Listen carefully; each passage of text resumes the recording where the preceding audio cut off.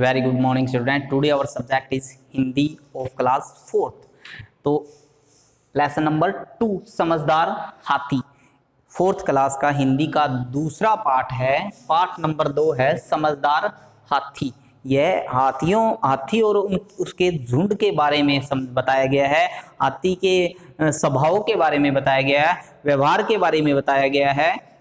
हाथी की जो प्रतिदिन की डेली की जो रोज की दिनचर्या होती है, दिन में जो काम करता है, जो कार्य करता है, जो वह अपनी क्रियाएं करता है दिन में, उसके बारे में जिक्र किया गया है।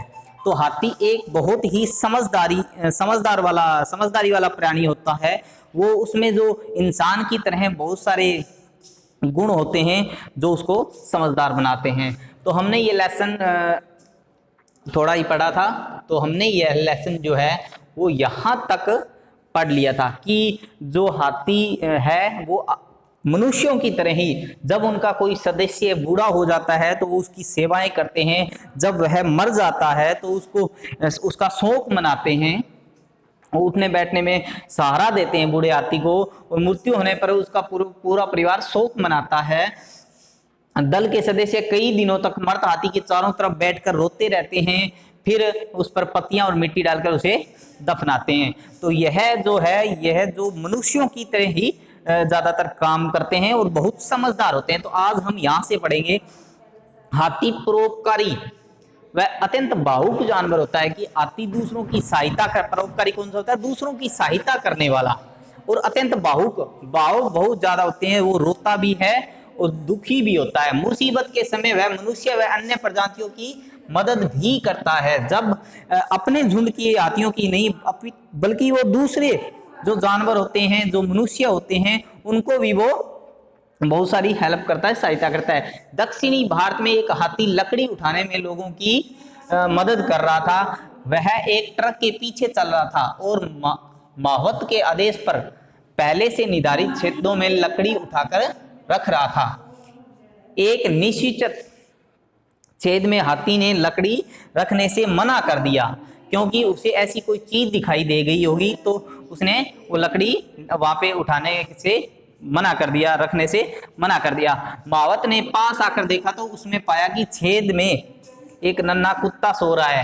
हाथी ने लकड़ी को छेद में तभी रखा जब वो कुत्ता स्वयं वहां से उठकर चला गया। ये हाथी बहुत ही समझदार प्राणी होता है। वो दूसरों को नुकसान तभी पहुंचाता है जब वो खुद क्रोधित होता है, या गुस्सा होता है, या दुखी होता है। नेक्स्ट है, हाथियों को नहाना तथा दिन भर खाना बहुत अच्छा लगता है। हाथी दिन भर नहाते रहते हैं और खाते रहते हैं, उनको खाना ये बहुत अच्छा लगता है। दिनचर्या का अधिकतर भाग खाने में बिताते हैं। कि जो दिनचर्या होती है, दिन में जो की जाने वाली क्रियाएं, दिन में ज्यादातर वो कार्य क्या करते हैं?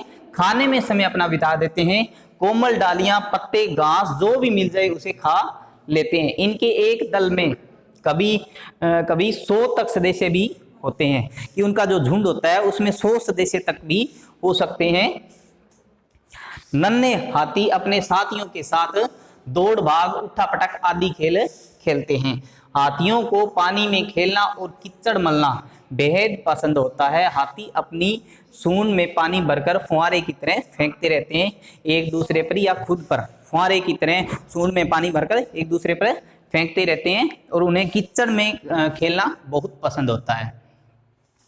हाथियों को आवाज की नकल करने का भी बहुत शौक होता है, कि वे एक दूसरे की आवाज और दूसरों की आवाज की भी बहुत ज्यादा नकल करते हैं।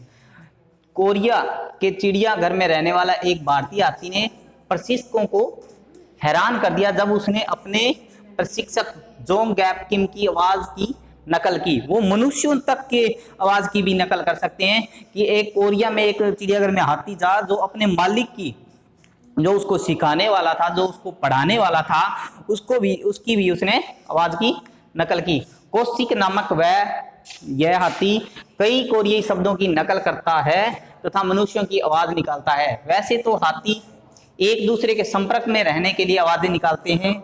जब ये एक दूसरे की काफी दूर होते हैं तो अपनी बात अलग अलग आवाजों द्वारा अपने साथियों से कहते हैं। आवाजों से ही मादा हाथी अपने परिवार के सदस्यों को पहचान लेती है, कि वो ऐसी आवाज़ें निकालती हैं कि दूर बैठे हाथियों को भी बुला सकते हैं या उनको पास रख सकते हैं। हाथियों की समझदारी उनके दैनिक कार्यों में देखी जा सकती है। परिवार की आवश्यकताएं, सुख दुख, प्रेम व घृणा को ये बखूबी समझते हैं। ये जो जैसे मनुष्य अपने परिवार में कर्तव्य समझता है, काम करना, सपोर्ट करते हैं एक दूसरे की, उसी तरीके से हाथी भी अपने झुंड में एक दूसरे की सपोर्ट करते हैं, मदद करते हैं, सहायता करते हैं। तो आज का हम लेसन यहीं तक पढ़ेंगे। तो इनमें से कुछ डिफिकल्ट वर्ड्स हैं, जो मीनिंग है वो मैंने आपको साथ साथ बताए, तो उनको आपको कॉपी पे राइट करना है और लर्न करना है। Thank you.